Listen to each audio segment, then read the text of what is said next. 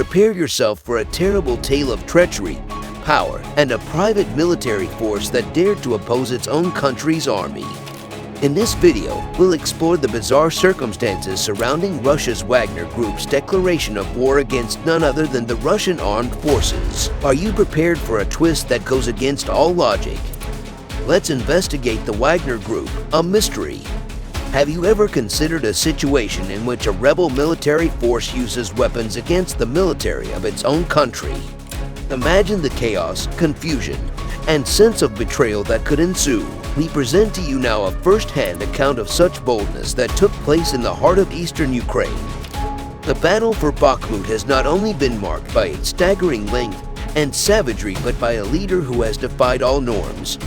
Can you imagine a man who commands an army of convicted criminals and former special forces soldiers challenging the might of his own country's military? So who is this man? He is none other than Yevgeny Prigozhin. To truly understand the enigma that is Yevgeny Prigozhin, we must dive into his humble beginnings and his unlikely journey to power. Born and raised in Leningrad, now known as St. Petersburg, on June 1, 1961, Prigozhin's early life was marked by hardship and adversity. His father's early demise left his mother, Violetta Prigozhin, to support him and his sick grandmother by working at a local hospital. Prigozhin's dreams initially lay in the realm of sports, particularly as a professional cross-country skier. Trained by his stepfather, Samuel Zaharkov, who was an instructor in the sport, he attended a prestigious athletics boarding school and graduated in 1977. However, despite his dreams of athletic glory, Prigozhin's career in sports ultimately proved unsuccessful. It was during his formative years that Prigozhin's path took a dark turn. In 1979, at the age of 18, he was caught stealing, which resulted in a suspended sentence. But his criminal activities did not stop there.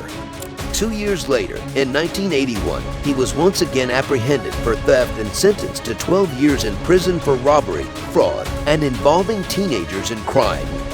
Alongside his accomplices, he was convicted of robbing apartments in upscale neighborhoods, and for the next 9 years, Prigozhin's life was defined by detention. After his release from prison in 1990, Prigozhin embarked on a journey that would redefine his identity. Initially, he began selling hot dogs alongside his mother and stepfather at the Apashaka flea market in Leningrad. It didn't take long for Prigozhin to realize his business acumen and witness the accumulation of wealth beyond his wildest dreams. The collapse of the Soviet Union presented an opportunity for entrepreneurial endeavors, and Prigozhin seized it with unwavering determination. From the grocery store business to the gambling industry, Prigozhin's ventures knew no bounds. He became a stakeholder and manager of Contrast, the first grocery store chain in St. Petersburg, which was founded by his former classmate Boris Spector. Simultaneously, he entered the world of gambling, leading Spectrum CJSC and establishing the first casinos in the city. Alongside his business partners, Prigozhin dabbled in various industries, including construction, marketing research, and foreign trade. It is speculated that during this time, Prigozhin crossed paths with Vladimir Putin, who was involved in the supervisory board for casinos and gambling. Prigozhin's entrepreneurial spirit continued to flourish, and in 1995, he made his mark in the restaurant industry. Collaborating with Kirill Ziminov, a director at Contrast, they opened Prigozhin's first restaurant, the Old Customs House, in St. Petersburg. This was followed by the establishment of New Island, a floating restaurant that became one of the city's most fashionable dining spots. Prigozhin's unique vision and dedication to providing an exceptional dining experience attracted the attention of prominent figures such as Vladimir Putin, French President Jacques Chirac, and even US President George Bush. With his newfound wealth and influence, Prigozhin's lifestyle transformed dramatically. He moved his family into a lavish St. Petersburg compound, complete with a basketball court and helicopter pad. Owning a private jet and a 115-foot yacht, Prigozhin's luxurious existence became a symbol of his success. But remember, not all that glitters is gold. Prigozhin has faced accusations of corrupt business practices and illicit wealth. The Anti-Corruption Foundation estimates his illegal fortune to be worth over 1 billion rubles. Furthermore, he has been implicated in supplying poor quality food to Moscow schools, leading to a dysentery outbreak in 2019, according to Alexei Navalny. The rise of Yevgeny Prigozhin from a troubled past to a position of power and influence is nothing short of remarkable.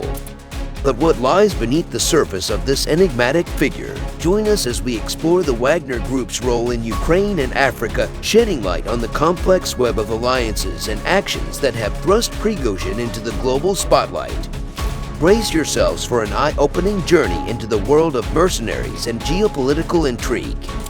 The Wagner Group, a controversial Kremlin-affiliated private military contractor, was founded by Yevgeny Prigozhin specifically to support Russian forces in the war in Donbas, Ukraine, in May 2014. Prigozhin confirmed his involvement in founding the group in September 2022. Initially led by Dmitry Utkin, who was formerly head of security for Prigozhin, the Wagner Group's activities expanded to cover various regions in Africa and the Middle East. In Ukraine, the Wagner Group played a significant role, particularly during and prior to the 2022 Russian invasion. Prigozhin personally traveled to the Donbas region to oversee the group's operations and was photographed at the front line wearing military fatigues alongside Russian Duma member Vladimir Milanov. The group's involvement in Ukraine has been marked by intense fighting and heavy casualties. Prigozhin himself suggested that Wagner Group sought to capture the city of Bakhmut to gain significant monetary and political rewards for the Russian government. The battle for Bakhmut has been described as a meat grinder, resulting in significant losses for the Wagner Group, with reports indicating that the group was losing around 100 members a day. In Africa, the Wagner Group's activities have faced scrutiny and investigations. In July 2018, 3 Russian journalists investigating the group's activities in the Central African Republic were murdered. The Russian government stated that the journalists were traveling without official accreditation. The group's presence in other countries aligned with Russian overseas interests, such as Syria, has also drawn attention.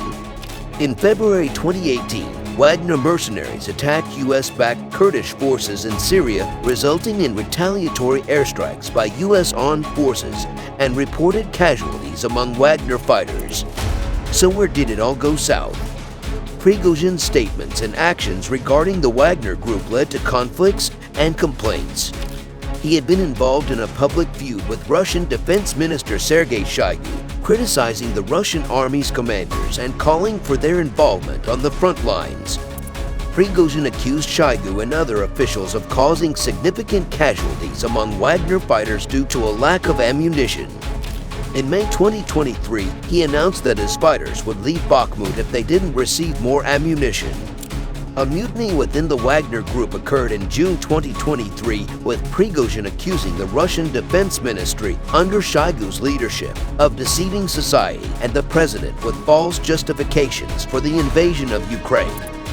In a video released on the 23rd of June 2023, Prigozhin said that Russian government justifications for the Russian invasion of Ukraine were based on lies. Prigozhin claimed that regular Russian armed forces launched missile strikes against Wagner forces, leading to a significant number of casualties. In response, criminal charges were filed against Prigozhin by the Russian Federal Security Service for inciting an armed rebellion. In his statements, Prigozhin has often portrayed the Wagner Group as a force fighting for the protection and defense of Russians and Russian interests. However, these proclamations have been met with skepticism and criticism, both domestically and internationally. The Wagner Group's activities in Ukraine and Africa have raised concerns about their role as a Kremlin-affiliated private military contractor and their alleged involvement in conflicts beyond Russian borders. Candice Rondo, an expert on the Wagner Group, highlights the importance of Prigozhin's forces for Putin's regime. They not only divert attention from Russian activities in prohibited regions, but also provide a means to bypass international sanctions. In return, Russia gains access to valuable resources like gold, diamonds, and oil. Prigozhin's audacity knows no bounds. He has openly criticized Russia's Ministry of Defense, accusing them of neglecting his fighters and failing to provide sufficient ammunition. In videos and social media posts, he even flaunts the coffins of dead Ukrainian soldiers, daringly calling out Russia's defense minister and chief of staff by name. In his latest proclamation, Prigozhin has shaken the Russian establishment to its core, stating that Russia could lose the war and face a revolt. His words reflect the frustrations and challenges faced by his mercenaries on the ground. But what does this mean for the Russian army? The Wagner Group's declaration of war on the Russian army is a remarkable turn of events. Prigozhin's private military empire has grown in power and visibility, with billboards advertising Wagner in Russian cities, a sight never seen before. The conflict in Ukraine has propelled the Wagner Group into the spotlight, causing tensions within the Russian military establishment.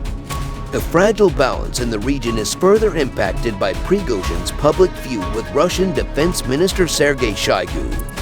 Prigozhin has openly criticized the Russian army's commanders and blamed them, along with Shoigu and other officials, for the heavy casualties suffered by Wagner forces. These public disputes between powerful figures within the Russian establishment add another layer of complexity and confusion to the situation. Prigozhin's bold proclamations and his outspoken nature have drawn attention to the Wagner Group and their activities.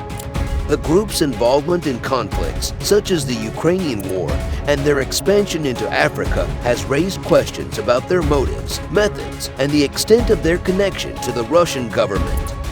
As the Wagner Group's activities and Prigozhin's words continue to mold the narrative and affect views of the war, the delicate balance in the region is cautiously maintained. These declarations' consequences and the Wagner Group's part in the current disputes are still being felt, and it is still unclear what they will accomplish in the long run. So guys, this is it for today. Hope you found this video informative. If you did, make sure to hit that like button and share this video for spreading awareness. Don't forget to subscribe to our channel for more news. We will see you in the next one. Till then, take care and goodbye.